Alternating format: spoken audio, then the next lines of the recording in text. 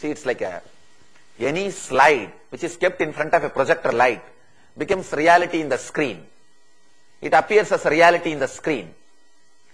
So if you want to change the scenes in the screen, going and scratching the screen will not work. Or trying to fight with the lights will not work. Just do a small correction on the slide. It is done. Your life is just like that. Projector light is your consciousness, and the slide is your samskaras, and the screen is the life which you are living. Now you are fighting with the screen or the light beams. You are trying to push the light beam. No, move. But you don't understand, you can't even grasp it. Fighting with the screen is not going to work. A small story. One guy fully drunk came back to house late night and fell on the way, but he doesn't want to create any sound, so he came very politely, silently, entered the house, covered himself with the blanket, but suddenly he realized blood is there all over his face, ran to the bathroom, tried to put bandage, tried to dress himself, put some medicine and bandage and everything. So came back, somehow managed to sleep. Next day morning, wife started shouting at him, "Fool, did you drink and come last night?" He said, "Drinking? Why?" He started acting, he doesn't know anything, he is innocent. No. How do you know? I drank and came. No, I came a little late because there was too much work in the office. She said, "No, I can be sure you are drunk. You were drunk." He asked, how do you know? How can you be sure? Because you put the bandage on the mirror, not on your face. Seeing the mirror, he put all the bandage on the mirror. Understand, you working with the outer world is nothing but putting the bandage on the mirror. That is not going to heal you. That is no way going to help you. No. You may have an idea that you have put some bandage, you have put some medicine. You may try to sleep with the idea that you will be okay by tomorrow morning. No. Working with the beam, light beams, is not going to help. Fighting with the screen is not going to help. Just do little small correction on the slide. And I tell you, doing small correction on the slide needs intelligence. That is where the problem starts. You do not have that much of sensitivity look into your life that you are creating it. You are projecting it. You are expressing it. Because you never connected and verified all the outer world incidents and your inner world thoughts. You neither gave that much time to yourself, connecting and seeing how your thoughts are creating your world is what I call meditation. People come and tell me, "Swamiji, in meditation I am getting too many thoughts, what to do?" Please understand, meditation is not trying to create thoughtless state. It may happen in the end, but when you sit in the beginning, you will not have thoughtless state, and you are not asked to meditate immediately to get the thoughtless state. No. Whenever I ask people to meditate, first thing I expect them to have is thoughts which creates intelligence, thoughts which creates clarity, and the thoughts which gives life solutions. First, in the beginning, when you sit with yourself, you will have only these things inside you. You will not experience thoughtless state immediately. You will have pratyagara and dharana. Only then dhyan will happen. In the beginning when you sit, all your problems will come up and you will start having life solutions. All the thoughts about solving your problems, you will have that clarity. So I tell people, even if thoughts are not disappearing, don't stop sitting. Because first time when you sit with yourself, it's like appointment with yourself. All the things which needs to settled, all the things which needs clarification, all those things will be happening inside you. You will be falling in tune with Satya. You will be falling in tune with the truth itself. Here, Mahavir is giving beautiful sutras, beautiful teachings to measure some idea or some truth is Satya or not. Understand?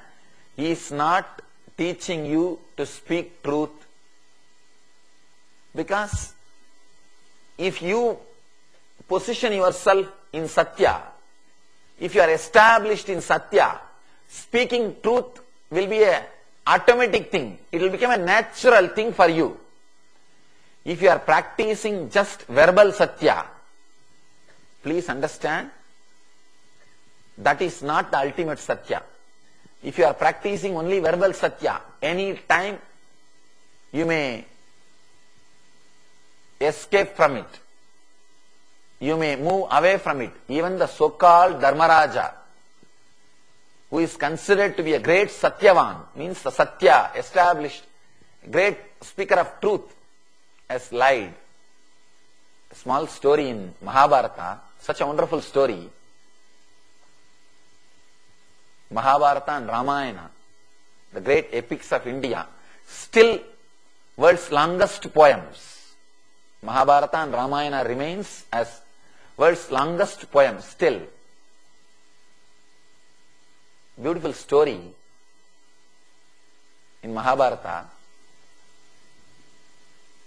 To kill Dronacharya, you have to depress him mentally.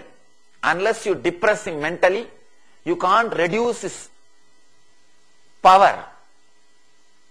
If you put somebody in depression, they will have shoulder pain and they will not be able to handle their hands powerfully and they can be defeated. As long as Drona's hands are powerful, he can't be defeated because his power in handling the bow and arrow is so powerful. You need to put him in depression. Only then he can be conquered. Dronacharya is the teacher of Kauravas and Pandavas. Now, Krishna wants Drona to be put in depression. Otherwise, he can't be killed. He can't be conquered. He can't be conquered directly. Physically, his power is extraordinary because he is a teacher. Naturally, no student can cross a teacher. The only way to put Drona into depression is telling that his son has died because he is too attached with his son. That's the only samskara in him which can put him in depression. He is unclutched, detached from everything else.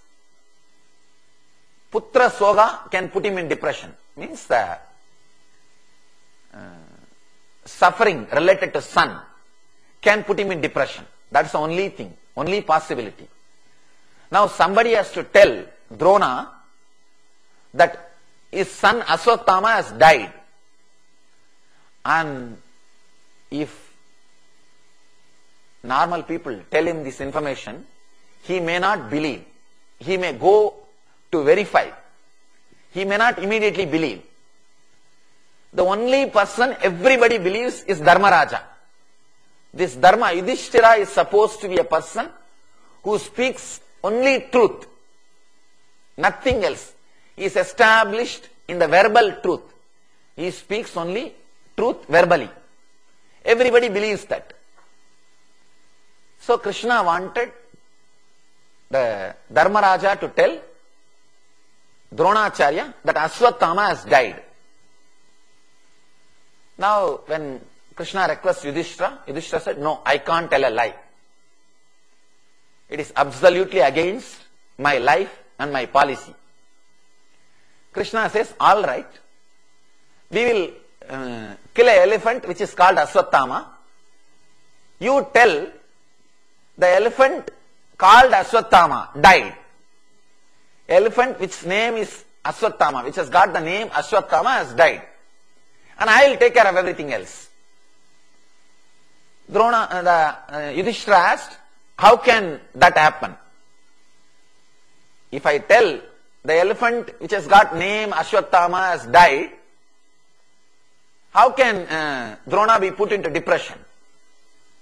Krishna said, that you don't bother. When you say the word, the elephant which has got name, I'll blow my conch.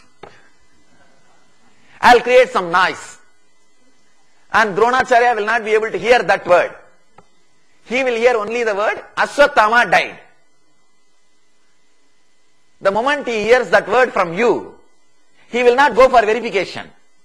He will take it for granted and 100% he will believe and he will fall in depression. We will kill him. Yudhishthira agreed. He said, okay, because I am not telling lie. But he may not tell a lie verbally. Verbal truth he has not grasped. But he can't be called anymore as a Satyavan.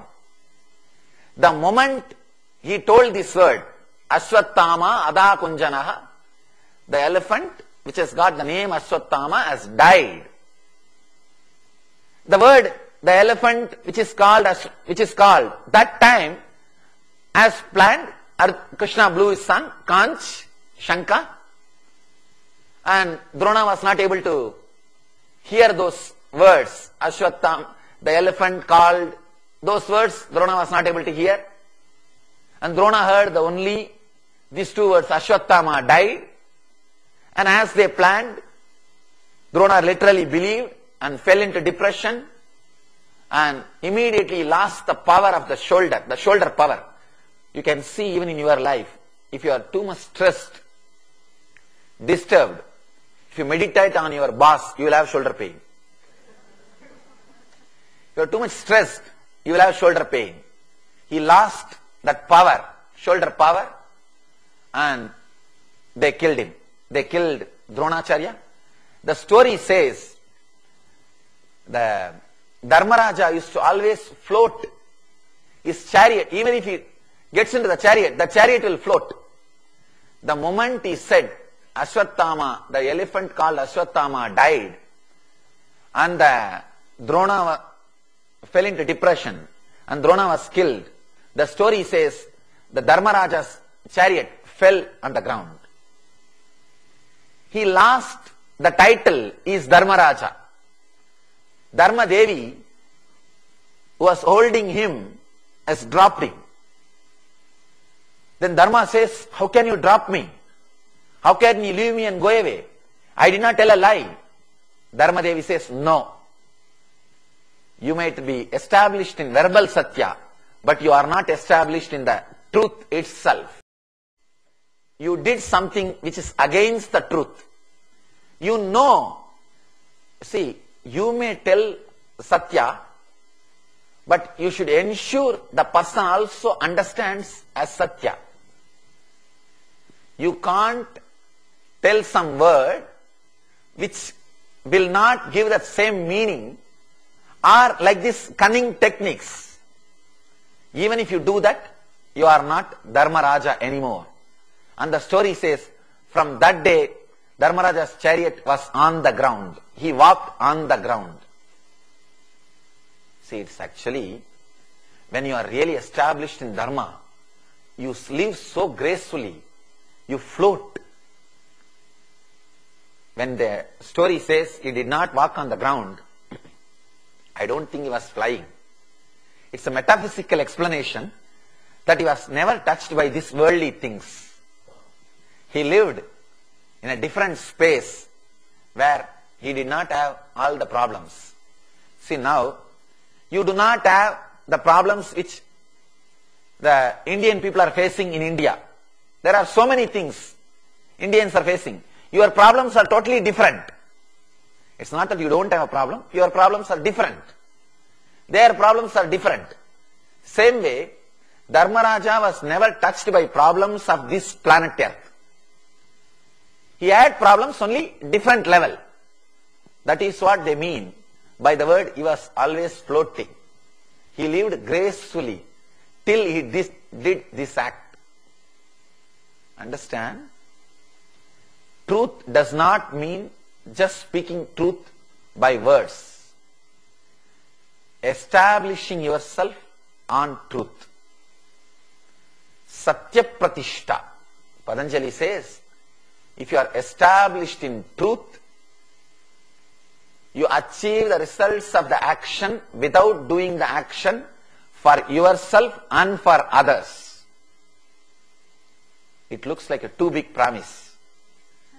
Too big promise. Too good to be true. Let us analyze how it is possible with the words of Mahavira. Then we will understand what Patanjali promises is true. Not just too good to be true. Mahavir says, Nichakala panammetam musavaya vivajjanam Basiyavam hiyam satcham nicha uttena dukkaram. Nichakala panam mattenam musavaya vivajjanam pasis yavvam hiyam satcham nicha a uttena dukkaram. Let me give you the translation. Being continuously alert, one should renounce asatya and speak only truthful, honest words. Speaking such truth is very difficult indeed. A true sage does not speak words which can hurt others. Similarly, any true person should not speak sinful words, even in anger, greed, fear, or ordinary talk with friends and relatives.